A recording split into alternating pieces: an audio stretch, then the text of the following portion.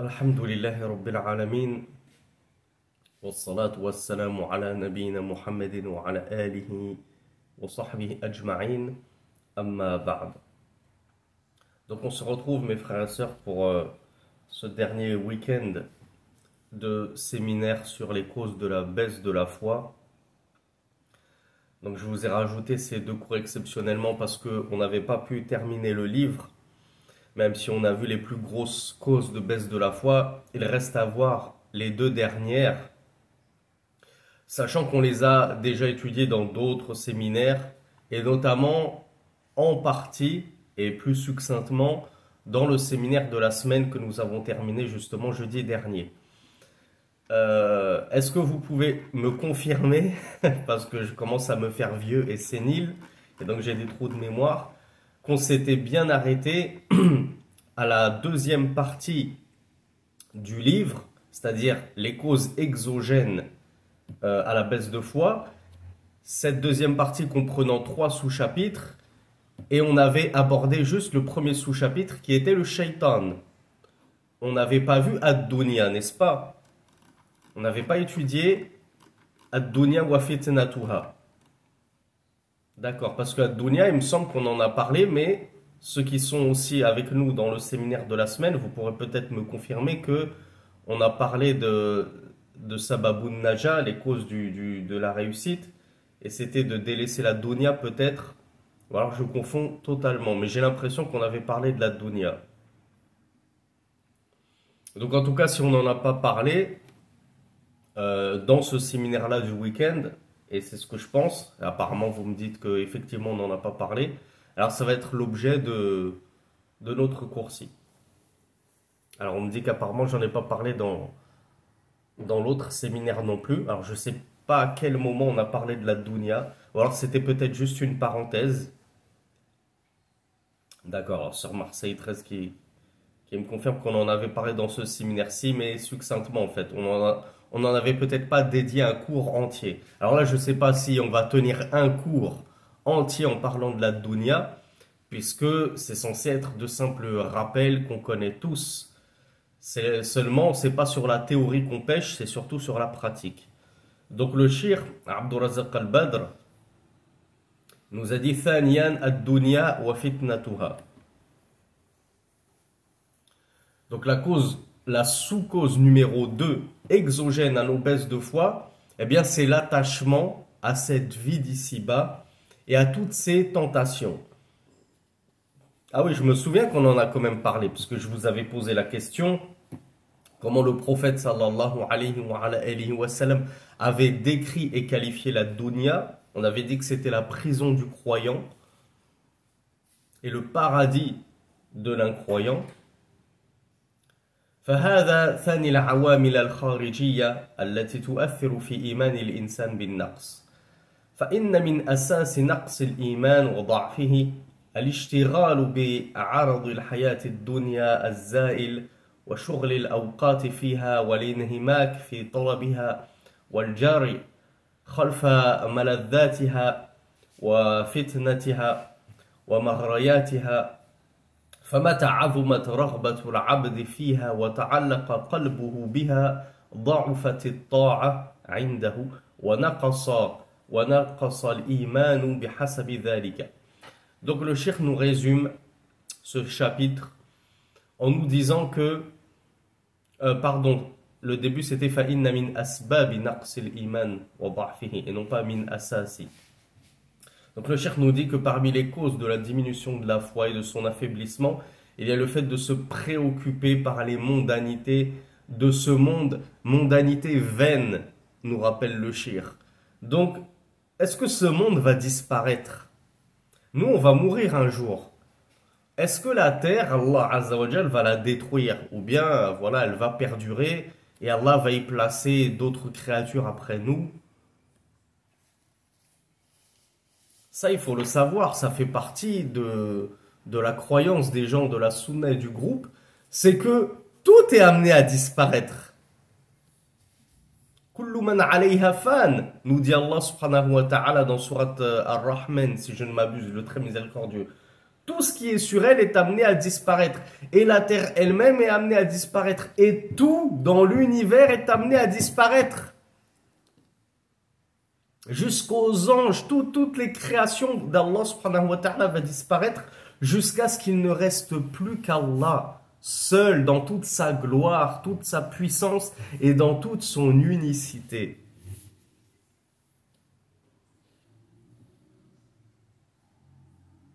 Alors il dira, je suis le roi, où sont les rois de la terre? Ceux qui se prenaient pour Allah, ceux qui pensaient être éternels et gagner l'éternité dans l'au-delà. Tout doit disparaître, sauf Allah subhanahu wa ta'ala. Donc, quand on connaît ça, mes frères et mes sœurs, est-ce qu'il paraît judicieux de s'accrocher et de courir derrière une chose aussi éphémère que ce bas monde? Tu imagines, comme on l'a dit, comme le messager d'Allah sallallahu alayhi wa sallam nous l'a dit, les âges de ma communauté sont entre 60 et 70 ans. Donc on a une grosse 70aine d'années à vivre en moyenne. Ça ne veut pas dire que certains ne poussent pas jusqu'à 80, 90 et 100, mais c'est une grosse moyenne. Tu as 70 ans. Imagine que sur ces 70 ans, tu as déjà, entre guillemets, gâché ta première vingtaine d'années à l'école. Tu n'as pas pu adorer Allah, tu étais préoccupé par faire ton collège-lycée, avoir ton bac. Après, tu as eu tes années de fac et tout. Et à la vingtaine, tu as commencé à être un homme, à te marier, à avoir un travail, à avoir des enfants. Et alors, à partir de ce moment-là, pour subvenir aux besoins de ton foyer, eh bien, tu t'es jeté à corps perdu dans la dunya. Soi-disant pour faire vivre ton foyer, ce qui est après tout une bonne chose d'essayer de faire vivre son foyer, pardon. Mais se jeter à corps perdu pour ça, non. Puisque après, le temps passe très vite. Vous êtes peut-être très certainement très jeune. Moi, j'ai 40 ans solaire et du coup, j'ai 41 ans lunaire. Et subhanallah, comme j'ai pas vu le temps passer, et tout le monde vous le dira. Vous interrogez les chouyours qui ont 90 ans et vous diront, mais c'est comme si je suis né hier ou la semaine dernière, j'ai pas vu le temps passer. Le temps passe trop vite. Du coup, toi, tu vas te lancer dans la dunya pour faire vivre ta famille et tu vas arriver à 70 ans en te disant, waouh, ça y est, c'est la retraite. Toutes ces années que j'ai, comment on appelle ça, gâchées pour essayer d'offrir un pavillon à ma femme et mes enfants. Fallait qu'ils aient un pavillon avec un jardin. Je pouvais pas les faire vivre en HLM. Fallait qu'on ait chacun notre voiture. Fallait que moi j'ai ma voiture pour aller au travail et ma femme aussi, lui fallait sa voiture pour qu'elle aille faire les courses. Et mon grand qui a 18 ans, il lui fallait sa voiture pour qu'il aille à la fac.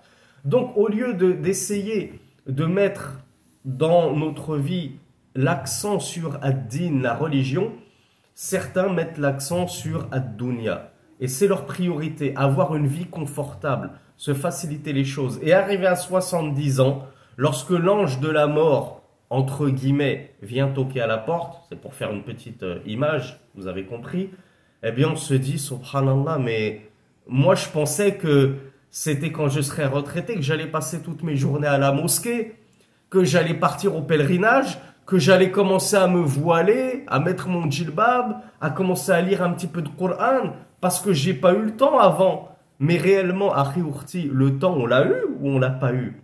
Tout le monde l'a eu le temps. Ces 70 ans, tout le monde les a. C'est juste que tout le monde ne sait pas les utiliser à bon escient. Tout le monde ne les place pas, ces secondes, du bon côté de la balance. Donc du coup, le cheikh, dès l'introduction, il nous rappelle que cette vie, elle n'est pas pérenne. Elle est très éphémère, elle est vaine, elle est vouée à disparaître. Donc pourquoi courir à perdre haleine pour quelque chose de temporaire? Je vous donne un exemple tout bête. Et là, je vais m'adresser aux sœurs parce que je suis sûr qu'elles vont m'apporter la réponse que j'attends. Alors que si j'adresse cette question aux frères, je suis pas sûr d'avoir la bonne réponse. Ourti, si tu sais qu'il y a un homme très beau, très riche, très religieux, que tu peux épouser, mais qui ne va vivre avec toi qu'une semaine, tu sais que au bout d'une semaine seulement, il va te divorcer. Eh ben, est-ce que tu vas lui courir après? Si cet homme-là, malgré toutes ses qualités, il est connu pour changer de femme toutes les semaines, tous les mois. Tu te dis, mais ça sert à rien. Si c'est pour que moi aussi je me fasse divorcer, je vais pas lui courir après, je vais pas tenter ma chance avec lui. Je préfère trouver moins bien que lui, mais au moins finir mes jours avec mon mari. Je dis que je pose pas la question aux frères parce que je sais qu'il y en a qui seraient capables de me dire, ah oui, si c'est pour une perle, je tenterai le coup une semaine. Donc, c'est pareil pour la dunya, subhanallah. Pourquoi chercher à essayer de l'épouser si tu sais que au bout d'un moment, elle va te divorcer? C'est elle qui va demander le khula, le talaq. Et c'est pourquoi on a des salafus salih qui disaient, j'ai divorcé la dunya 3 fois. C'est-à-dire, je veux plus en entendre parler de cette dunya. Il n'y a plus moyen que je retourne avec elle. Donc, occuper tout son temps dans toutes les futilités, les distractions, certes, elles sont belles. Certes, comment on appelle ça? C'est appâtant. Ça nous met l'eau à la bouche, toutes ces distractions, les cinémas, les discothèques, les divertissements, les concerts, les matchs de foot, tout ça, c'est juste du m'as-tu vu? C'est juste pour nous en jeter plein les yeux. Et qu'est-ce qui se passe quand on tombe là-dedans dans ces distractions?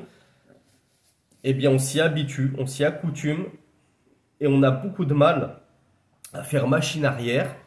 Et ces distractions, elles nous font perdre notre vie. Elles nous font perdre ce temps précieux qu'Allah subhanahu wa ta'ala nous a donné, on le rappelle, dans le but de l'adorer. Eh bien, elles nous font perdre tout ça pour qu'au final, on arrive sur notre lit de mort, agonisant, en se disant « Je n'ai rien fait de ma vie ». En réalité, j'ai jeté ma vie dans des mondanités, des insanités, des futilités qui ne m'ont servi à rien pour ma rencontre avec mon Seigneur, subhanallah. J'ai pas mis de prière de côté, j'ai pas mis de jeûne de côté, j'ai pas mis de pèlerinage de côté, d'aumône de côté. C'est terrible. Le jour des regrets, il sera terrible. Et dans la tombe, il n'y a plus moyen de faire machine arrière. Il n'y a plus moyen de revenir sur terre.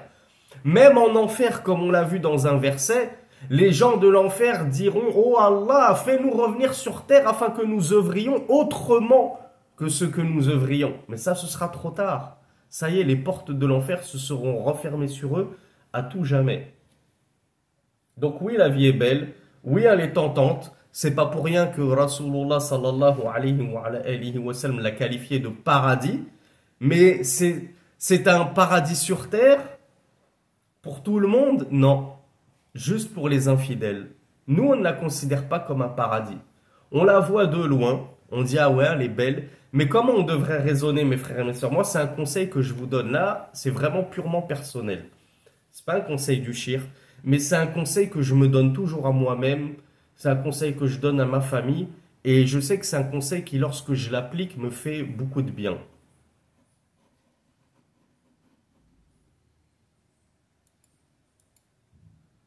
Alors, c'est exactement ça, Microsoft. Parce que je crois en avoir déjà parlé dans quelques cours. Et vraiment, essayez-le et vous verrez. Moi, lorsque je vois de belles choses qui me tentent, qui m'attirent, qui commencent à attirer mon âme vers elles, et ça peut être sous plusieurs aspects. Pour nous, les hommes, ça peut être les femmes, ça peut être les belles maisons avec piscine. On se dit, ah, on serait bien dans une maison 4 étages à nous tout seuls, avec une piscine, un beau jardin pour faire des barbecues. Pour certains, ça peut être les voyages, pour d'autres, ça peut être les vêtements. Chacun pour d'autres, c'est les voitures, etc. Quand vous voyez de belles choses comme ça, dites-vous, je n'ai juste que quelques années à patienter sur terre et à me priver pour non seulement les avoir au paradis, mais fois 1000 et fois mieux. C'est-à-dire que ce que tu auras au paradis, ce sera incomparable avec ce que tu auras sur terre. Les voitures qu'Allah te donnera au paradis, elles seront incomparables avec les voitures qu'on avait sur terre. À tel point que tu déprécieras ce que tu avais sur terre. Tu te rendras compte qu'en fait, sur terre, on n'avait rien. Que même Bill Gates, Elon Musk, Jeff Bezos, tu rassembles toutes leurs richesses cumulées, ça ne représentera rien par rapport à ce qu'on aura au paradis. Donc dis-toi, si je veux avoir toutes ces beautés que je vois sur terre, toutes ces jolies femmes, toutes ces jolies voitures, toutes ces jolies maisons, faire ces beaux voyages aux 4 coins de la planète, tout ce que j'ai à faire si je le veux vraiment, ben c'est d'adorer Allah, de consacrer ma vie à Allah subhanahu wa ta'ala et de fermer les yeux sur ces choses-là. Parce que si je garde mon regard fixé sur ces choses-là, elles vont me tenter et elles vont me faire chuter. Donc j'essaye de détourner mon regard de ces femmes, de ces voitures, de ces restaurants de luxe, etc. Parce qu'il y en a qui pourraient se dire, c'est pas parce qu'on est un bon musulman et un bon croyant qu'il faut forcément se priver des bonnes choses. Rasulullah sallallahu alayhi wa sallam, un compagnon lui avait dit, moi j'aime les beaux vêtements. Est-ce qu'il y a un mal là-dedans? Il lui a répondu, Allah est beau, il aime la beauté. Donc il n'y a pas de mal à aimer les belles choses et parfois essayer d'obtenir de belles choses, de beaux vêtements. Si tu as les moyens, imagine que tu es, Allahumma barik, un ingénieur ou un docteur. Je sais qu'il y a quelques futurs docteurs qui me suivent et qui vont gagner, Inch'Allah, 10 000, 15 000, 20 000 euros par mois. Une Mercedes classe C, d'accord, ça coûte 50 000 euros. Nous, les smicards, on se dit jamais on l'aura. Mais un médecin, il économise 6 mois, il se l'achète tout de suite, très facilement, sa Mercedes. Pourquoi on va lui dire, prive-toi, t'as pas le droit de t'acheter une Mercedes? Non. Chacun, il a l'occasion de s'acheter et de vivre selon son niveau de vie. Et si Allah t'a enrichi, tant mieux pour toi. C'est la grâce d'Allah subhanahu wa ta'ala qu'il donne à qui il veut, comme il avait enrichi certains compagnons, dont Othman ibn Affan, le troisième calife de l'islam, le troisième meilleur homme après les prophètes et les envoyés. Othman ibn Affan, il était excessivement riche. Et pourtant, est-ce que sa richesse l'a détourné de l'au-delà? Non. Parce que le but, c'est justement de se... oui, c'est ça que je voulais dire. Sa richesse ne l'a pas détourné de l'au-delà. Parce que le but, c'est juste de ne pas s'accrocher à cette dunya. Et la richesse de Othman ibn Affan, elle n'a pas été une cause qui l'ont appesanti sur cette vie sur terre. Il a su faire la part des choses et focaliser sa concentration sur l'au-delà. Mais est-ce que nous, on est tous au niveau de Othman ibn Affan? Est-ce que nous, on a tous la foi de Othman ibn Affan? Donc c'est pour ça que nous, c'est dangereux. Et c'est pour ça que je vous donne ce conseil, mais ne le prenez pas dans le sens, le frère Sami, il interdit à tout croyant, à tout musulman, de se faire plaisir dans la vie. De ne pas épouser 4 épouses s'il en a les moyens financiers. De ne pas s'acheter 3, 4 voitures s'il en a les moyens. Il est millionnaire, il est milliardaire. Regardez nos frères saoudiens, nos frères qataris, etc. Si Allah il les a enrichis, qu'il leur a donné des millions, eh bien, s'il a envie de s'acheter une Renault plus une Peugeot, pour pas parler de Lamborghini et de Ferrari, pourquoi on va leur interdire ce qu'Allah subhanahu wa ta'ala leur a rendu licite? C'est juste qu'il ne faut pas faire partie des gaspilleurs. Là, par contre, si tu t'achètes une cinquantaine de voitures, tu t'achètes la même voiture de toutes les couleurs, comme le font certains, là, ça devient du gaspillage. Donc, il ne faut pas non plus sombrer dans le gaspillage. Mais si tu as les moyens de te payer un beau restaurant par semaine, même un restaurant gastronomique avec ton épouse, on va pas te dire que c'est du gaspillage si tu as les moyens. Donc vis en fonction de tes besoins, mais focalise-toi sur Al-Akhira. Et du coup, mon conseil, c'est que moi, je suis pas quelqu'un qui a les moyens déjà financiers de m'adonner et de laisser libre cours à tous mes plaisirs. Je n'ai pas les moyens de m'acheter une Mercedes ou quoi que ce soit. Du coup, quand je vois ces choses qui me tentent, et que faute de moyens, mon cœur pourrait commencer à se resserrer, dès que je sens que mon cœur se resserre, je me dis, ne t'attriste pas, tu l'auras, Inch'Allah, au paradis. La seule condition, c'est que j'adore Allah subhanahu wa ta'ala sur cette vie terrestre, afin qu'Allah azza wa jal me le donne au paradis. Donc ça, c'est la première des choses. Deuxièmement, parce qu'on rappelle, وَمَا خَلَقْتُ الْجِنَّ وَالْإِنسَ إِلَّا لِيَعْبُدُونَ. Et je n'ai créé les djinns et les hommes que pour qu'ils m'adorent. Il ne faut jamais perdre cet objectif de vue. Je voulais vous demander, mes frères et mes sœurs, en parlant de toutes ces beautés qui nous tentent sur terre, et Inch'Allah, on va se dire, je les aurai au paradis. Est-ce que j'ai inventé quelque chose dans la aqidah lorsque je prétends que toutes ces beautés sur terre, moi, par exemple, Sami, Inch'Allah, ou toi, Akhi, toi, Urti, si tu rentres au paradis, tu les auras. Est-ce que je devance Allah dans la science, où on a une trace comme ça dans le Kitab wa Sunnah, qu'on aura tout ce qu'on veut au paradis?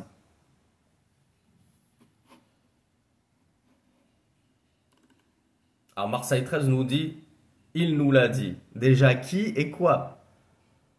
Qui a qui a quelque chose en particulier à nous apprendre? Je vous laisse un peu de temps pour rédiger votre réponse. Et ça me permet de prendre une gorgée de café, bismillah.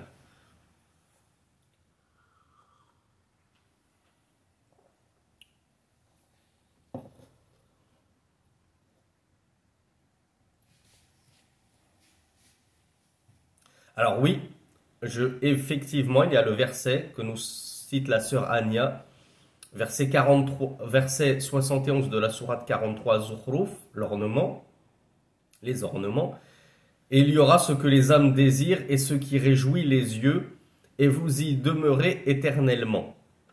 Mais certains pourraient dire, oui, il y a tout ce que mon âme désire, ça ne veut pas forcément dire que j'aurai l'équivalent de tout ce qui se trouve sur terre, même si ce verset le comprend.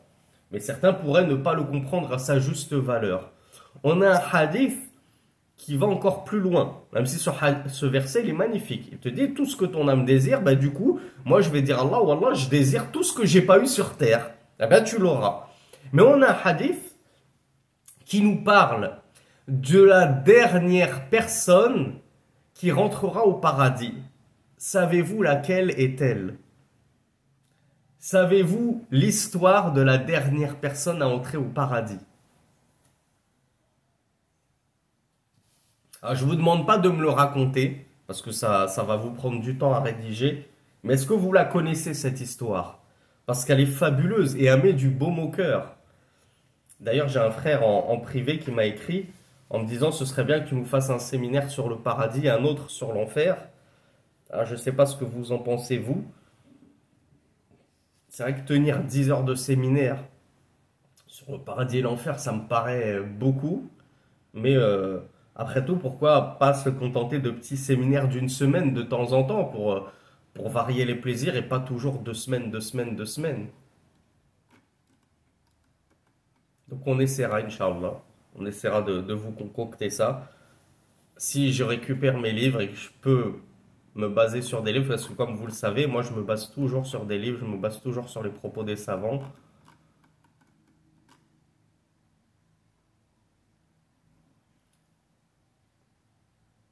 Alors il y a Bordeaux 33 qui me dit 7 fois la taille de la Terre.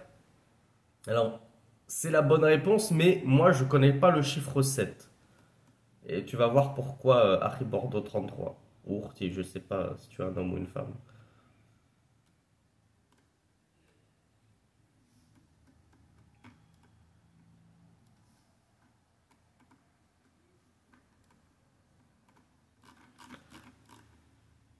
Alors, je vois qu'il n'y a que Harry Ourti Bordeaux 33 qui m'aurait apporté un semblant de réponse. Donc, ça m'étonne. On va dire que voilà, c'est le week-end, c'est le matin, vous êtes fatigué, vous avez la flemme de me rédiger une réponse argumentée. Donc, j'ai pas eu de bonne réponse jusqu'à présent. Alors, je vais vous la raconter en version raccourcie. Ce serait un homme qui aura été, comme on appelle ça, carbonisé en enfer. Il aura brûlé en enfer. Puis Allah subhanahu wa ta'ala le délivra pour les quelques atomes de tawhid qui crépitaient dans son cœur. On l'a vu, quiconque avait la ilaha illallah en lui ne résidera jamais éternellement en enfer. Donc Allah, après l'avoir châtié en enfer, ce sera la dernière personne qui fera sortir de l'enfer. Donc il le présentera devant le paradis. Arrivé devant le paradis, cet homme va le trouver rempli. Et il va croire qu'il n'y a pas de place pour lui. Donc il va dire, oh Allah, comment rentrer alors que les gens ont déjà pris toutes les demeures. Donc il va penser que ça y est, il n'y a plus de place pour lui au paradis. Et vous savez à quel point le paradis est immense. On a déjà dit, alors qui me rappelle il y a combien d'étages au paradis? Et là, c'est la sœur Lilia qui m'a tendu une perche. Bismillah. Parce que la sœur Lilia me disait qu'il y a 100 étages au paradis. Vous êtes tous d'accord avec la sœur? Et c'est pas faute d'en avoir fait un quiz sur les réseaux sociaux, hein, il y a quelques mois. Les 100 étages dont parlait Rasulullah sallallahu alayhi wa sallam au paradis, ils étaient réservés aux mujahidines, ceux qui combattent dans le sentier d'Allah subhanahu wa ta'ala d'un combat légiféré. C'est pas les Daesh et compagnie qui égorgent les prêtres à la sortie des églises en Europe. C'est pas eux les Moudjahidines dont il est question dans le hadith. Comme les a qualifiés Cheikh Abdul Mohsin al-Abbad, eux c'est plutôt des Moudjahidines fi sabil shaitan, donc des combattants dans le sentier du diable, qui sèment la corruption sur terre. Donc si rien que pour les Moudjahidoun véritables, il y a 100 étages au paradis, que pensez-vous qu'il y a d'étages au total au paradis? Allahu a'lam. Seul Allah le sait, il est trop grand pour qu'on puisse se le représenter. Donc cet homme-là, il va être devant le paradis et il va dire, oh Allah, les gens se sont accaparés les demeures. Donc Allah subhanahu wa ta'ala, il lui dira, ne serais-tu pas satisfait que je te donne les trésors des rois de la terre? Donc cet homme-là, il va dire, oui, oui Seigneur, oui, je serai satisfait. Alors Allah Azza wa Jal lui répondra, je te donne ceci et l'équivalent encore. Donc du coup, ça correspond à quoi, mes frères et mes sœurs?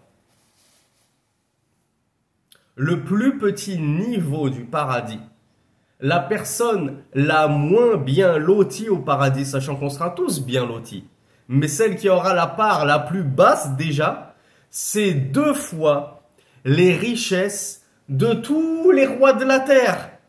Et parmi les rois de la terre, est-ce qu'on a des Africains qui nous suivent parmi nous? Bismillah. Alors Moussa, ça tombe bien, Moussa, qui était l'Africain le plus riche qui ait jamais vécu sur terre? Comment il s'appelait? Est-ce que tu connais un petit peu l'histoire de ton continent? Bravo Moussa. Il s'appelait justement comme toi, Mansa Moussa. Mansa Moussa, il a été dit, après Allahu A'lam, hein, honnêtement, je n'ai pas la science pour faire la vérification adéquate pour savoir si c'est vrai ou non. Alors il y a la sœur Takin aussi qui nous dit qu'elle est malienne et qui connaît Mansa Moussa qui était un Malien d'origine malienne et qui, paraît-il, était toute proportion gardée, c'est-à-dire en prenant en compte l'inflation, la monnaie de l'époque, etc., le roi le plus riche qui ait jamais existé sur terre. Alors nous, en tant que musulmans, on se dit, c'est pas possible puisqu'il y a eu Sulayman. Et Sulayman, lui, qu'est-ce qu'il possédait en plus de l'argent? Le roi Sulayman, Salomon, fils de David, savez-vous ce qu'il possédait? En plus d'un royaume sans précédent. Il avait autorité sur qui? Qui Allah lui avait soumis? Les djinns, subhanallah. Akhi Ourti, est-ce que tu penses que ça peut se chiffrer en millions et en milliards d'euros d'avoir les djinns à ton service qui vont plonger dans la mer pour toi, pour te déterrer des trésors, etc. Communiquer avec les animaux. T'as un oiseau qui vient, il te parle, tu lui réponds. Est-ce que ça se quantifie en monnaie trébuchante? Je pense que si on avait proposé à Mansa Moussa d'avoir ceci à la place de son immense fortune, il n'aurait pas refusé. Donc, le roi le plus riche de la terre, c'était Sulayman. Après, il se peut que c'était Dhul Qarnayn. Dhul Qarnayn, les savants ont divergé, est-ce que c'était un prophète ou non? Vraisemblablement, ce n'était pas un prophète, wallahu a'lam, mais c'était un homme pieux, un rajulun salih, un homme extrêmement pieux qui craignait Allah subhanahu wa ta'ala jusque dans son autorité qui rayonnait de l'ouest en est, puisqu'Allah subhanahu wa ta'ala nous raconte un petit peu son histoire dans Surat Al-Kahf, que vous êtes censé avoir lu hier, et donc c'est censé être frais dans votre esprit. Il a suivi le chemin qui menait à l'Orient, il a suivi le chemin qui menait à l'Occident, et il avait contrôlé le monde. Allah Azza wa Jal lui avait donné le monde, entre guillemets. Donc aussi l'un des empereurs les plus riches qui ait jamais existé. Et c'était un empereur musulman. Et ensuite, donc, les historiens, etc., qui mettent l'aspect religieux de côté, ils disent le plus riche, ben, c'était Mansa Moussa. Donc un roi malien qui, par rapport à son époque, il avait par exemple l'équivalent de 3-4 fois qu'a Elon Musk aujourd'hui, par exemple. Hein. Je ne sais plus si on avait chiffré ça à 1000 milliards. Peut-être que mes frères et sœurs maliennes qui connaissent son histoire savent à l'heure d'aujourd'hui à combien on peut évaluer sa fortune. Mais il est raconté que lorsqu'il est parti faire le pèlerinage, eh bien sur le chemin qu'il a guidé du Mali jusqu'au pèlerinage, il distribuait des pièces d'or comme ça à tous les passants. Donc imaginez-vous, Rasulullah sallallahu alayhi wa sallam nous a dit que le plus petit habitant du paradis en étage et en degrés et en lotissement, il aura déjà ce qu'avaient les rois de la terre. Tu prends déjà juste Mansa Moussa. Tu serais pas content, Akhi d'avoir la fortune de Mansa Moussa? Allez, tu vois pas c'est qui? Tu serais pas content d'avoir la fortune d'Elon Musk? Je te dis, au paradis, il y a 200 milliards qui t'attendent. T'imagines sur Terre ce que tu feras avec 200 milliards? Tu t'achètes toutes les îles privées du monde, tu t'achètes toutes les maisons de la Terre, tu t'achètes tout. Qu'est-ce que tu ne peux pas t'acheter sur Terre avec 200 milliards? Si ce n'est l'amour des gens, quoique, quand on sait qu'il y a des gens que tu achètes facilement à coup de pépettes, et la foi, bien sûr. Sinon, sur Terre, tout le reste s'achète. Et la santé. La santé, tu auras beau te payer les hôpitaux privés les plus performants, la santé, bien souvent, ça ne s'achète pas. C'est Allah qui la donne à qui il veut et qui la reprend à qui il veut. Donc, si juste les 200 milliards d'Elon Musk, tu sais que déjà, ils sont acquis au paradis. Mais que Rasulullah t'a dit, tu auras la fortune de tous les rois de la terre. C'est-à-dire passé, présent et futur. Il n'a pas dit les rois de mon époque. Non, il a dit de tous les rois de la terre. Tu ajoutes la fortune de Louis XIV, la fortune de Charlemagne, la fortune de un tel, la fortune de un tel, de tous les grands empereurs, de Crozoès, de Kisra, etc. Et Allah, comment il a conclu, qui se souvient ce que j'ai dit, en conclusion, tu auras ceci, et voilà. Pour ça que je disais à mon frère Bordeaux 33, je crois, que son chiffre 7, moi je le connais pas, je sais qu'Allah lui a dit et l'équivalent avec, c'est-à-dire x2.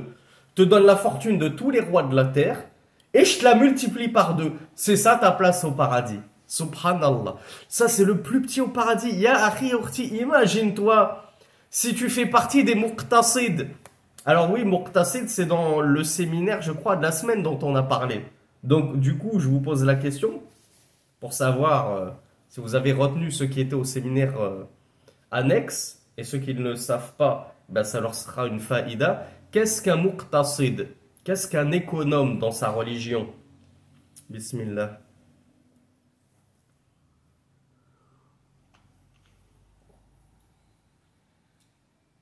Alors, bravo à Léon. Bravo Marseille 13. Bravo Lélia. Et bravo Dhun Nourayn. Al-Muqtasid, l'économe, religieusement parlant, c'est celui qui se contente uniquement des obligations, donc il ne va pas chercher à courir après les actes surrogatoires, et qui se contente uniquement de s'éloigner des interdits haram d'Allah subhanahu wa ta'ala. Donc il ne va pas forcément éviter le makrouh, les choses détestables. Donc il fait le minimum syndical pour obéir à Allah subhanahu wa ta'ala. Eh bien si déjà celui qui a brûlé, et le muqtasid, combien de temps il est possible qu'il réside en enfer?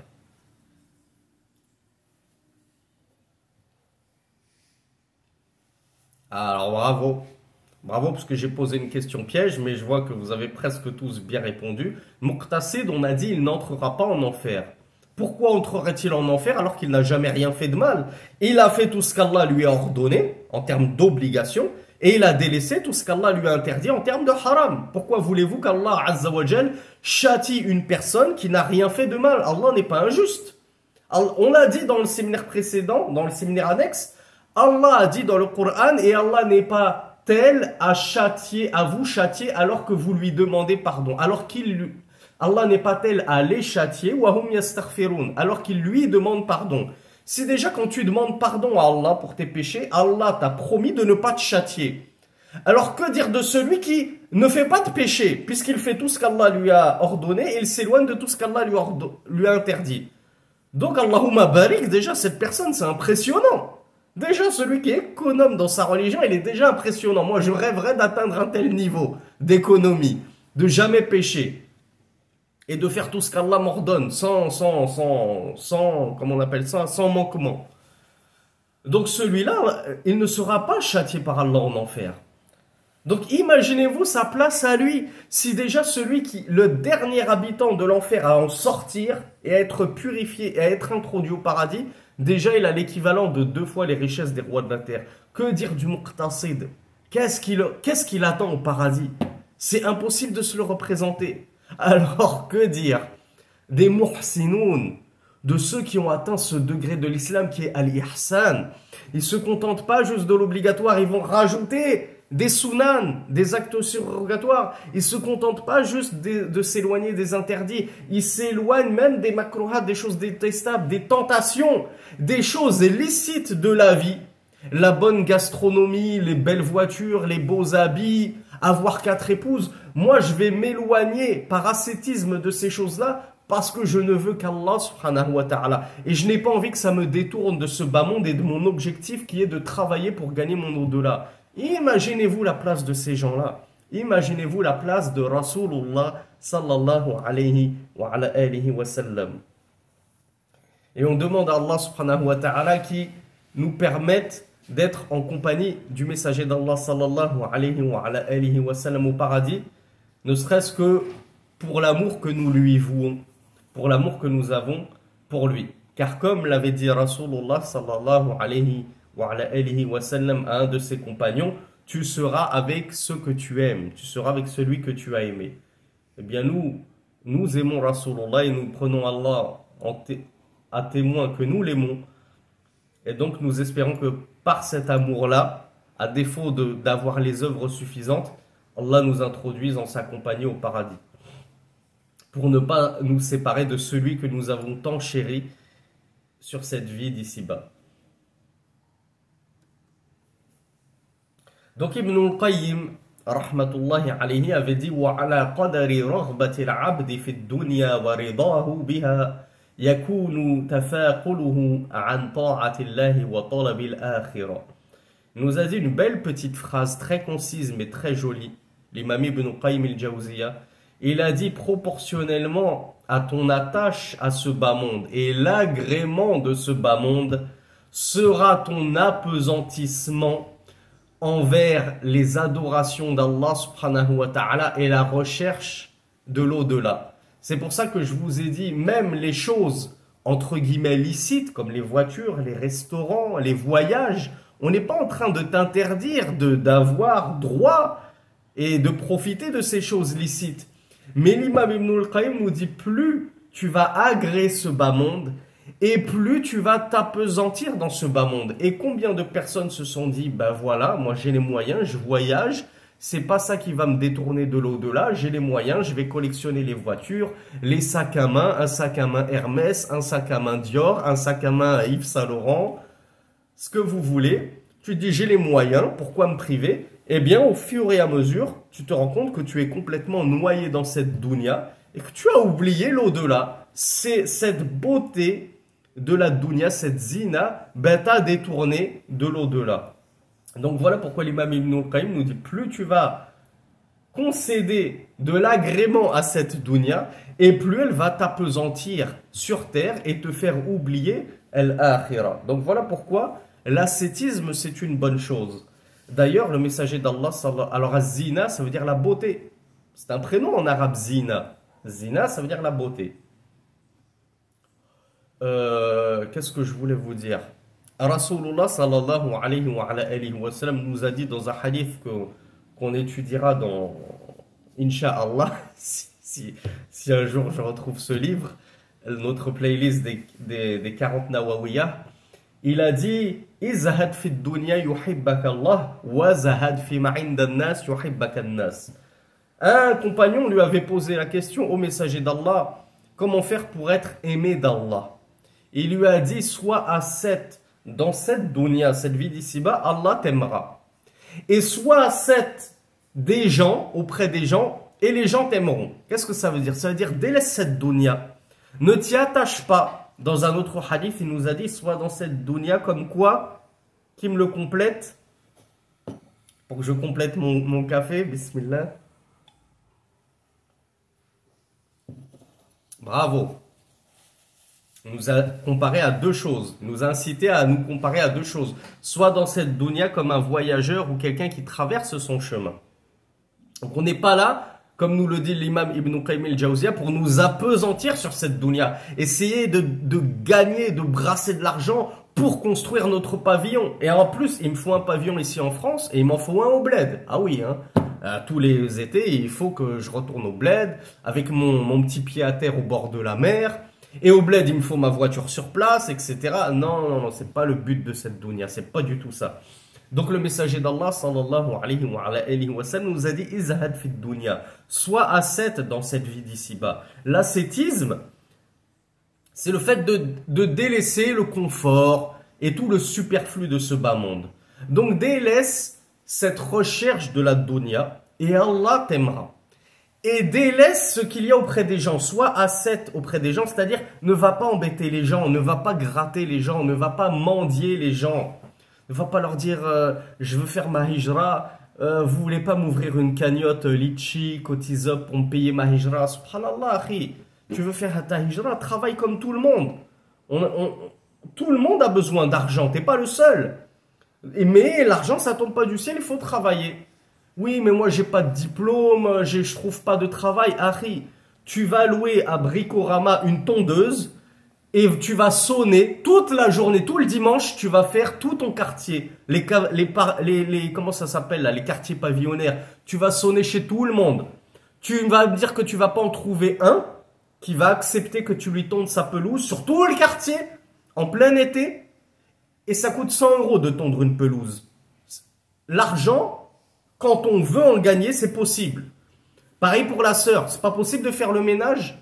Tu vas sonner chez des sœurs. Est-ce que vous avez besoin de ménage? Est-ce que vous avez besoin que je vous fasse à manger? Qui refuse de donner 50 € à une sœur pour qu'elle prépare le déjeuner et le dîner? Donc, quand on veut trouver du travail, ça existe. On va pas aller aussi loin que Macron en disant il suffit de traverser le trottoir et la route. Mais quand on s'en donne les moyens, on peut trouver du boulot. C'est juste qu'il y a des gens qui ne veulent pas se rabaisser à faire certains petits boulots. Ah oui, non, mais tondre la pelouse le dimanche matin, moi, il y a téléfoot le dimanche matin. Ah oui, mais non, attends, moi, j'ai un diplôme. Moi, je suis ingénieur. Donc, soit on me donne un travail d'ingénieur, soit c'est rien. Ne commence pas à me dire d'aller bosser avec les barbus au tacos du coin. Je vais pas me rabaisser à ça. Ben, dans ce cas-là, n'ouvre pas de cagnotte, barakallahu fik. Ne dis pas que t'as pas les moyens. Tu as potentiellement les moyens. C'est juste toi qui veux pas t'en donner les moyens. Donc, délaisse ce qu'il y a auprès des gens. Arrête de les enquiquiner. Tu peux pas me prêter. Tu peux pas me donner ceci, cela. Et les gens t'aimeront. Et ça, c'est vrai. N'est-ce pas vrai, mes frères et mes sœurs, par expérience, subhanallah, quelqu'un qui vient jamais te gratter, bah, tu l'aimes bien. Mais celui qui vient toujours te gratter en permanence, est-ce que tu l'aimes bien? Ou tu commences à en avoir marre de cette personne? Ben ouais, comme vous me le dites, tu l'esquives même, cette personne, tu le fuis. Je me rappelle que j'ai un ami qui me dit... il faut jamais prêter d'argent aux gens. Bon, je dis pas qu'il a raison, hein. Je dis juste qu'il m'a fait rigoler quand il a dit ça. Il me dit ne prête jamais d'argent à tes amis parce que c'est le meilleur moyen de les perdre et de ne plus les revoir. Pourquoi, à votre avis? Parce que quand tu leur prêtes de l'argent, ils doivent te le rendre. Et comme ils n'ont pas souvent les moyens de te le rendre, eh bien, qu'est-ce qui se passe? Ils t'esquivent, justement. Et donc, tu les revois plus et tu perds tes amis.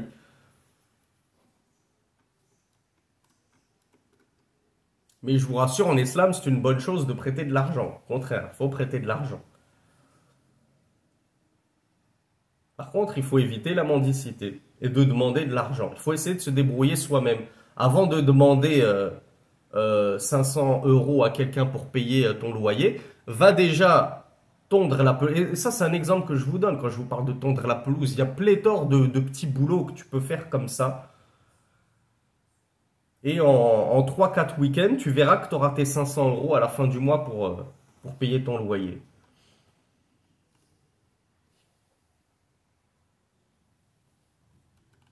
Alors là, on va lire quelques versets, parce que je pense que vous êtes tous de grands connaisseurs du Coran, et du coup, ces versets-là du Coran qui méprisent et indiquent le mépris de ce bas monde devant Allah subhanahu wa ta'ala, ils sont connus. Donc le shir, Abdurrazaq al-Badr, il nous dit que Allah subhanahu wa ta'ala, le sage, le très connaisseur, il a blâmé dans son livre Al-Qur'an cette dunya. Et il a indiqué son caractère méprisable et son caractère insignifiant. Comment il l'a qualifié en termes de poids, la dunya? Comment le messager d'Allah nous a dit quel est le poids de cette dunya devant Allah subhanahu wa ta'ala? Bravo mon Dieu. La dunya, elle ne pèse pas le poids de l'aile d'un moustique devant Allah subhanahu wa ta'ala. Et c'est après ça que tu vas courir, alors que ce qu'il y a auprès d'Allah est meilleur. Donc Allah subhanahu wa ta'ala nous dit i'alamu annama al-hayatu ad-dunya la'ibun wa lahu wa zina wa tafakhurun baynakum wa takathurun fil amwali wal awlad kamathali ghaythin a'jaba al-kuffara nabatuhu thumma yahiju fatarahu musfarran thumma yakunu hutama wa fil akhirati 'adhabun shadidun wa maghfiratun min Allah wa ridwan wa ma al-hayatu ad-dunya illa mata'ul ghurur. Alors moi personnellement je trouve que ça fait partie des plus beaux versets du Coran, premièrement. Deuxièmement, des versets les plus importants pour nous réveiller, pour nous montrer à quel point cette dunya ne vaut rien et à quel point elle est périssable. Et à quel point il faut vivre pour Allah, il faut vivre pour l'au-delà. Car cette vie n'est qu'un test. C'est qu'une petite prison dans laquelle on est enfermé et dans laquelle on doit travailler. Tel... j'allais dire des Ouïghours, pardonnez-moi la triste image qu'Allah les délivre, mais tels des Ouïghours dans un camp de concentration qu'on oblige à travailler. Bien nous sommes des serviteurs d'Allah subhanahu wa ta'ala, enfermés dans ce bas monde, et nous sommes obligés de travailler pour Allah subhanahu wa ta'ala. Mais la récompense est la plus belle. La récompense qui nous attend pour cette vie de privation est la plus belle. Donc ce verset, déjà, c'est le numéro 20 de Surat Al-Hadid, le faire. Je pense que vous êtes nombreux à le connaître. Allah subhanahu wa ta'ala nous dit « Sachez que cette vie d'ici-bas n'est que jeu, futilité, beauté, objet de rivalité, de fierté entre vous, objet de rivalité dans la course aux richesses et aux enfants entre vous. Elle est-elle l'exemple d'une pluie qui impressionne les agriculteurs lorsqu'elle recouvre leur champ et fait pousser de jolies plantes, puis ces plantes, ces fleurs finissent par jaunir, sécher. Elles finissent par sécher et donc jaunir, puis elles deviennent, comment on appelle ça les fleurs lorsqu'elles sont complètement fanées? Vous savez, de la poussière de fleurs, de la cendre de fleurs, lorsque la fleur a la compost, peut-être, je ne connais pas le terme exact. Mais al-Hutam, ce sont les fleurs qui ont complètement fané, qui sont mortes. Donc ça devient ça, des fleurs fanées, mortes complètement. Alors qu'au début, c'était de magnifiques fleurs resplendissantes, belles, lumineuses, aux couleurs chatoyantes, qui sentaient bon et qui impressionnaient les koufars ici, qui sont les agriculteurs. Un koufar, de base, kaffara, ça veut dire recouvrir. Et on a nommé les koufars parce qu'ils ont recouvert leur foi de koufr, de mécréance. Ici, les koufars qui évoluent ici, ce sont les agriculteurs. Ceux qui recouvrent justement les graines de terre. Pour les ensevelir, c'est comme ça qu'on dit, les inséminer. Je crois qu'inséminer, c'est purement biologique pour les humains. Bref, ensuite, Allah Azza wa Jal nous dit, et il y a dans l'au-delà. Donc là, il nous a parlé de la terre, de la dunya, qui me rappelle comment il a qualifié Allah, par quoi il l'a décrite. Alors, on va essayer de se remémorer ce verset qui est important. Plus tu te remémoreras ce verset, plus tu vas détester cette vie d'ici-bas. tu vas y accorder la moindre importance. Comment Allah il l'a qualifié? Allez, je veux des réponses là, réveillez-vous. Chez vous, il est midi quand même, vous êtes censé être en forme. Alors, iPhone me parle de distraction et de jeu, d'accord. Allez, ça y est, on a fait la distraction et le jeu. Al-la'ib ou al-lahwa. Sacha nous dit objet de rivalité. Ah oui, hein, la course aux richesses. Il faut que j'ai un commerce qui marche mieux que le commerce de mon voisin pour avoir une voiture plus belle que la sienne. Il faut que je collectionne les femmes pour avoir plus d'enfants que les autres. Et qu'est-ce qu'il a dit aussi? Il y en a un qu'on a oublié, qui est l'un des plus importants. Az-zina. Cette vie d'ici-bas, elle n'est quoi? Elle n'est que beauté, c'est-à-dire elle n'est que parure. C'est juste une façade, une parure en façade. Et dès que tu grattes et que tu arrives à gratter le contreplaqué, tu vois qu'au final, elle ne vaut rien cette dunya. Pardonnez-moi l'expression, c'est une vraie carotte. On court après une carotte comme l'âne à qui tu mets une carotte devant pour faire avancer. Et dès qu'on lui enlève la carotte, l'âne il se rend compte qu'il a été le dindon de la farce. Et donc Allah nous a dressé cette magnifique parabole que cette dunya elle est comme ces plantes que s'efforcent de faire pousser les agriculteurs qui naissent très belles, dans la fleur de l'âge elles sont au top de leur forme. Ça c'est la dunya au top de sa forme, mais après quel est son devenir à la dunya? Ben, c'est le même devenir que ces plantes-là. Elle va finir par faner, jaunir et devenir poussière et cendre. Et comme on l'a dit, Allah Azza wa Jal va la détruire cette dunya, va détruire la terre, le système solaire, les cieux. Il ne restera plus rien si ce n'est sa noble face. Et après nous avoir parlé de la dunya, Allah nous parle dans ce verset d'al-akhira, la vie future. Comment il nous dit? Et c'est là que je veux que vous fassiez un parallèle avec le séminaire annexe. Il nous dit, et il y a dans Al-Akhira azabun shadid. Notez qu'il a commencé par Al-Azab. Il y a dans l'au-delà un châtiment terrible et un pardon de la part d'Allah et un agrément. J'ai pas fini le verset, mais je veux qu'on s'arrête dessus. Qu'est-ce qu'elle nous rappelle cette partie du verset, mes frères et mes sœurs, chose sur laquelle nous avons beaucoup insisté. Il y a dans l'au-delà un châtiment terrible et un pardon et un agrément de la part d'Allah subhanahu wa ta'ala. Alors, il y a une sœur qui me parle du jour des comptes. Ça nous rappelle qu'il y aura un jour de compte. Il y a une autre sœur qui me parle de la fameuse crainte et de l'espoir. D'autres me parlent du paradis et de l'enfer. Et tout ça est juste. Allah Azza wa Jal, il nous rappelle que nous ne devons surtout pas avoir la croyance des chrétiens et la croyance des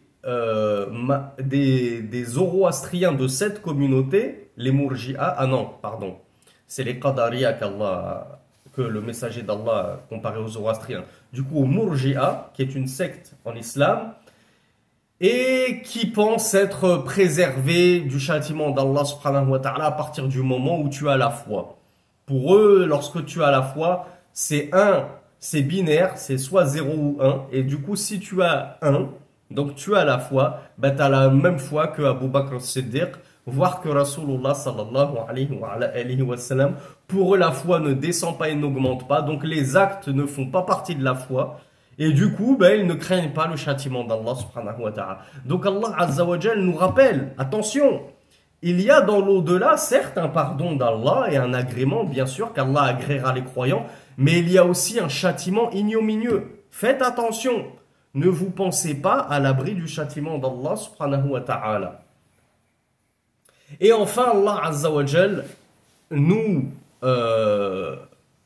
rappelle que cette dunya, il finit par revenir en parlant de la vie d'ici-bas, et il conclut en disant qu'elle n'est que une jouissance trompeuse. Tout ce après quoi tu cours dans cette vie d'ici-bas est qualifié par deux choses. Ce ne sont que des jouissances temporaires que tu vas devoir divorcer dans ta tombe. Tu ne l'emporteras pas dans ta tombe, contrairement à ce que croyaient les pharaons et tous ceux qui se faisaient enterrer avec leurs bijoux en or. Je crois que la reine d'Angleterre, elle s'est fait enterrer avec un diamant ou je sais pas quoi. Je sais pas ce que j'ai entendu, vous me confirmerez si c'est vrai ou faux. Donc c'est une jouissance et elle est trompeuse. Comme je vous le disais, excusez-moi cette expression, je trouve pas d'expression plus directe que c'est de la carotte. Cette dunya, c'est vraiment de la carotte, c'est de la tromperie pure. On s'est tous fait berner. En s'accrochant à cette dunya, on s'est tous fait berner. Seul celui qui ne s'est pas accroché à cette dunya et qui l'a délaissée et qui s'est focalisé sur Al-Akhirah ne s'est pas fait berner par elle. Donc on me confirme qu'apparemment elle aurait pris quelques bijoux avec elle dans sa tombe. La hawla wa la quwwata illa billah, c'est incroyable.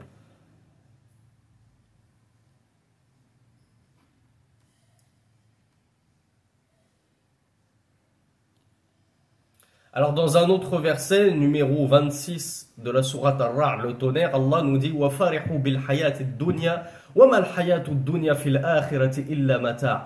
Et ils se sont réjouis de cette vie d'ici-bas. Ah, j'ai de belles voitures, j'ai des beaux châteaux, j'ai ceci, des beaux vêtements, je vais au restaurant tous les matins, tous les midis, tous les soirs, etc. Ils se réjouissent de la vie d'ici-bas, alors que la vie d'ici-bas n'est telle qu'un, comment on appelle ça, un matar, une provision par rapport à l'au-delà. C'est-à-dire que la vie d'ici-bas n'est qu'une goutte de provision, une goutte de jouissance par rapport à ce qui vous attend, Inch'Allah, dans l'au-delà.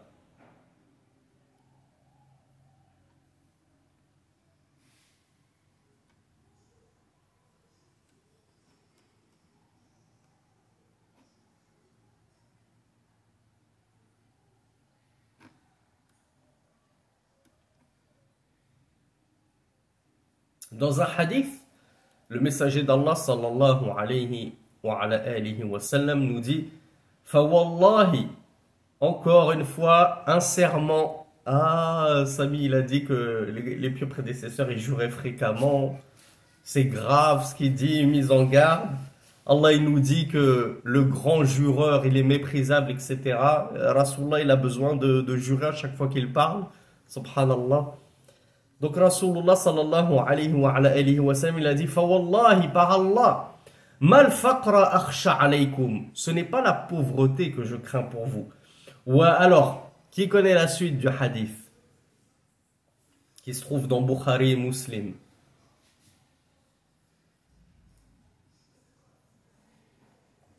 Alors plus précisément que la richesse, j'étais sûr que vous allez me dire ça parce que c'est le fil conducteur de notre cours, mais qui a plus précis à nous apporter que ça?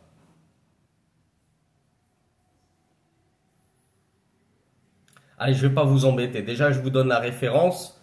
Al-Bukhari, on m'a mis la référence 11/243 et Muslim 4/2274. Donc Rasulullah nous dit, sallallahu alayhi wa sallam, par Allah, ce n'est pas la pauvreté que je crains pour vous, mais plutôt je crains que cette dunya vous soit déroulée. Vous savez comment on déroule le tapis rouge? Qu'elle vous soit déroulée comme on l'a déroulée pour ceux qui étaient avant vous. Tenez la dunya, hak, prends cette dunya. Et alors vous allez vous concurrencer pour cette dunya comme ils se sont jadis concurrencés et qu'ils se sont entretués pour cette dunya. Et on s'entretuera pour cette dunya lorsqu'Allah subhanahu wa ta'ala fera découvrir une montagne d'or du fleuve de l'Euphrate. Et alors, cette dunya va vous anéantir, vous faire périr comme elle les a anéantis et fait périr. Voilà ce que craignait le plus pour nous Rasulullah sallallahu alayhi wa sallam, qu'on se batte pour cette dunya, qu'on s'entre-concurrence pour cette dunya qui va finir par nous tuer, nous anéantir, nous faire plonger dans al-rafla, l'insouciance, et nous détourner de l'au-delà jusqu'à ce qu'on meure en se rendant compte que nous n'avons rien œuvré pour notre au-delà. Tout ce que nous avons œuvré, c'était pour cette vie d'ici-bas, pour le confort de cette dunya, pour le confort de nos enfants et des 10 générations qui suivront, etc., etc.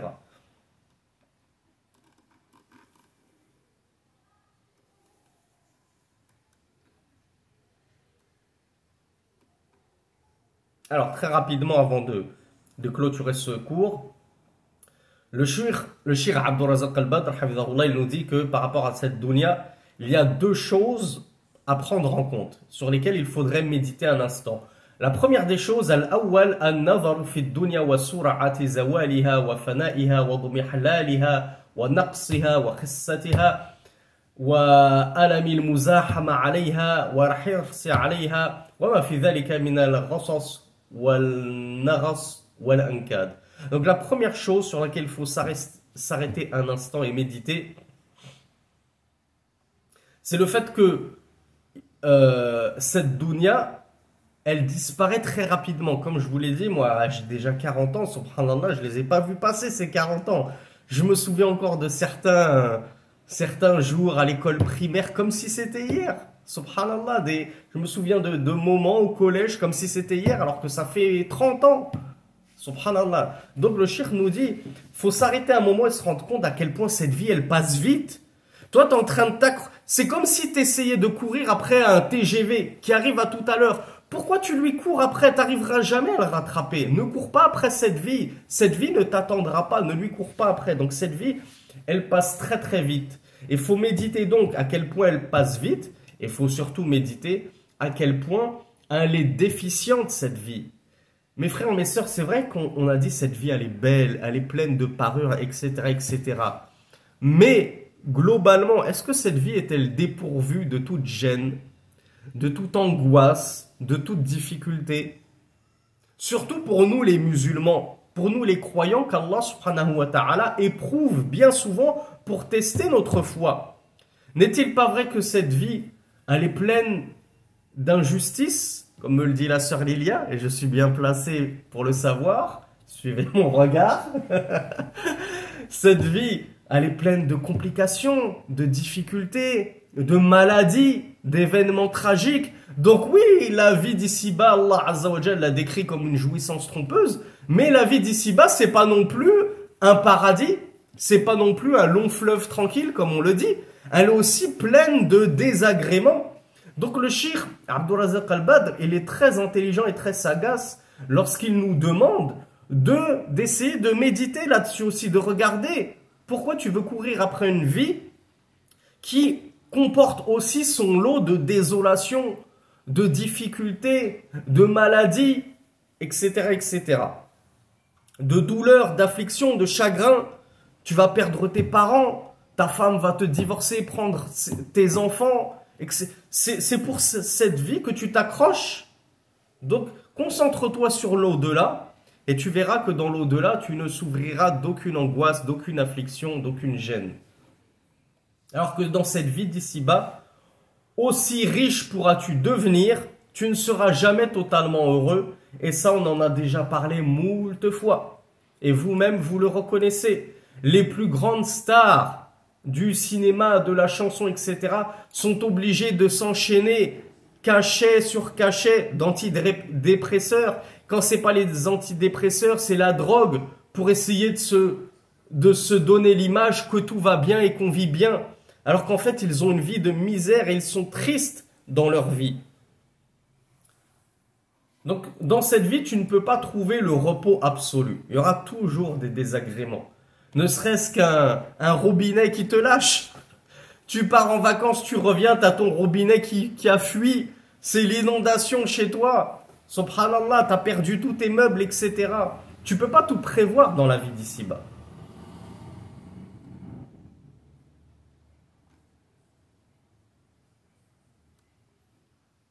Et donc le cheikh nous dit, méditez à quel point tout peut disparaître du jour au lendemain.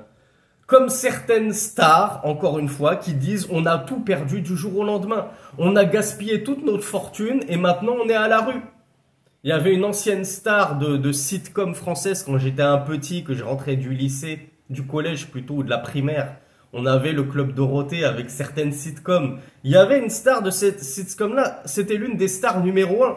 Elle a fini SDF à la rue après avoir connu la richesse. Subhanallah. Et combien n'ont-ils pas tout perdu du jour au lendemain? Donc cette vie d'ici-bas, elle peut très vite disparaître. Cette dunya dans ta poche, elle peut très vite disparaître. Un sitcom, c'est une série télévisée.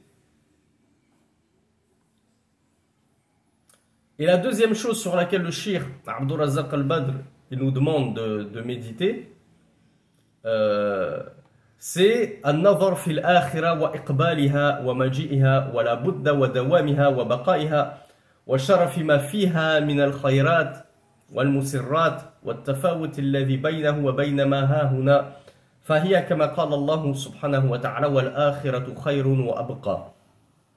Donc le cheikh nous dit, le premier regard, on va essayer de jouer les caméléons.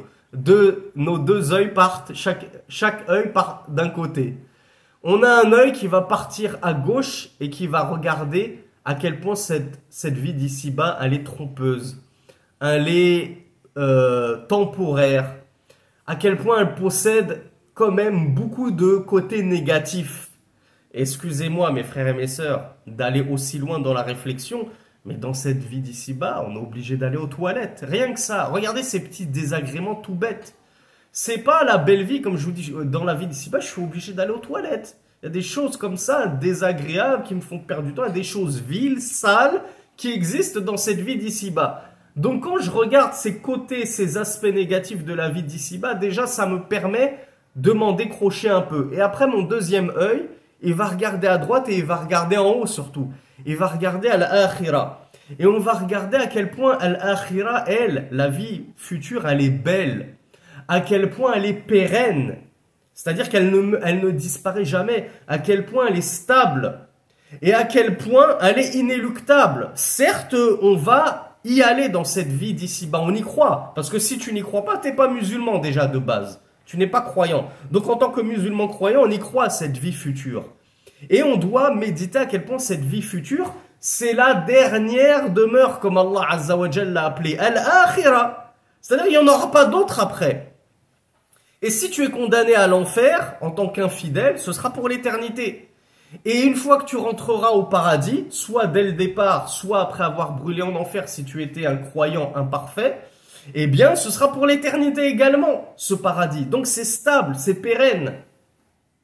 Et donc, ça devrait, et on doit se rappeler à quel point cette vie de l'au-delà, elle est parfaite.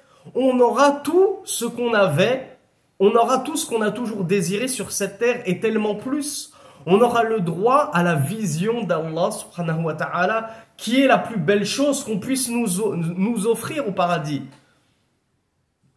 Le plus beau de tous les délices du paradis, c'est la contemplation de la face d'Allah subhanahu wa ta'ala. Et au paradis, nul chagrin.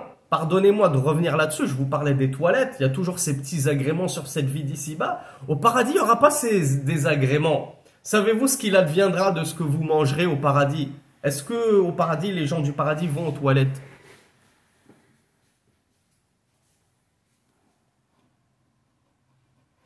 Alors, comment ça part ce qu'on mange au paradis?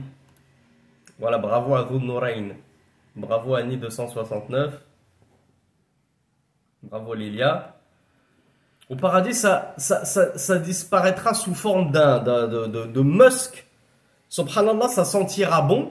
Et on n'a même pas besoin d'aller à la selle. Je vous passe les détails. Donc au paradis, il n'y a aucune affliction. Tout ce qui était pénible et contraignant dans la vie, dans la demeure dernière, n'existera pas au paradis.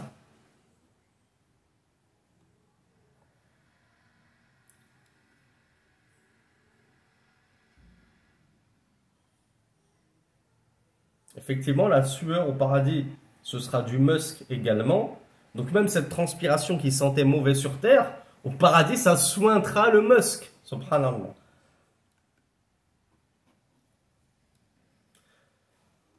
Donc le shirk nous dit que celui qui va réussir à garder ses deux yeux sur ces deux aspects-là, l'aspect négatif de ce bas monde et l'aspect méritoire de l'au-delà, en nous rappelant la parole d'Allah subhanahu wa ta'ala dans le verset 17 de la sourate Al-A'la que vous connaissez tous, la sourate Le Très-Haut, où Allah nous dit وَالْآخِرَةُ خَيْرٌ وَأَبْقَى, et la vie dernière est meilleure et plus pérenne.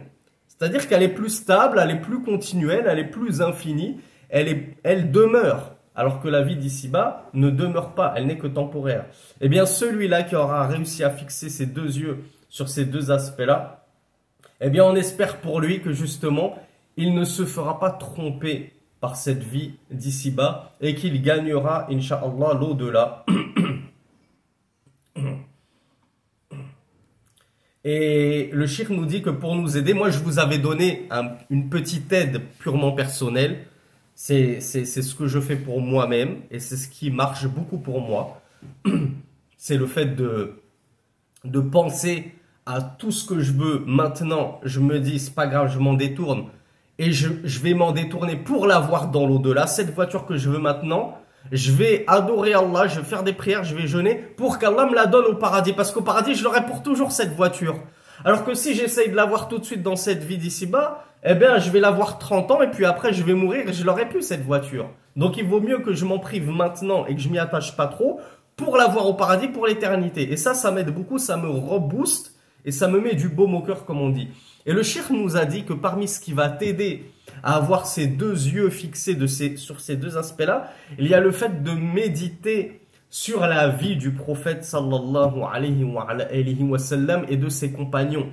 Et à quel point ils ont justement jeté cette vie d'ici-bas derrière leurs épaules et qu'ils ont détourné leur cœur totalement de toute accroche et de toute emprise à cette vie d'ici-bas et qu'ils se sont focalisés sur l'au-delà, qu'ils ont quitté la Mecque, leur famille et leurs biens pour faire la hijra à Médine, qui était une terre à l'époque remplie d'épidémies. C'était pas une terre très accueillante à l'époque. Et de nombreux compagnons sont tombés malades en arrivant à Médine, radiyallahu anhum. Et bien pourtant, ils ont tout quitté pour la face d'Allah subhanahu wa ta'ala. Donc voilà pourquoi le cheikh Abdul Razak al-Badr hafidhahullah, nous rappelle que qu'il considérait cette vie d'ici-bas comme une prison et non pas comme un paradis sur terre. Ils ont donc fait preuve du plus grand des ascétismes dans cette vie d'ici-bas.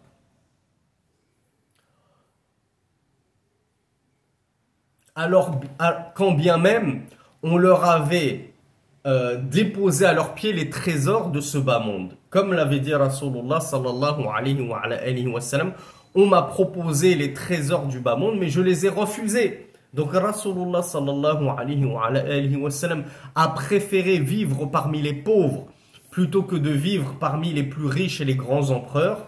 Et les compagnons, pareil. Que pensez-vous qu'ils mettaient comme grappin sur les richesses de toutes les contrées qu'ils, comment on appelait ça, conquérissaient? Quand ils conquérissaient tous les empires, les uns après les autres, comme on l'a dit, jusqu'à arriver jusqu'en Andalouse. Le monde appartenait aux musulmans à cette époque-là. Vous pensez que ça a été une cause pour les premiers musulmans croyants comme Omar, Uthman, Ali, Omar ibn Abdel Aziz, pour s'enrichir comme ça sur le dos des gens? Bien sûr, après, il y a eu la période des moulouks, il y a eu la période des rois qui, eux, ont commencé à s'enrichir grandement. Mais la période des khulafa, c'était vrai, des califes, c'était vraiment la meilleure des périodes. Donc on leur avait proposé aux compagnons les clés de ce monde et pourtant eux-mêmes les ont refusées. Ce n'était pas leur objectif.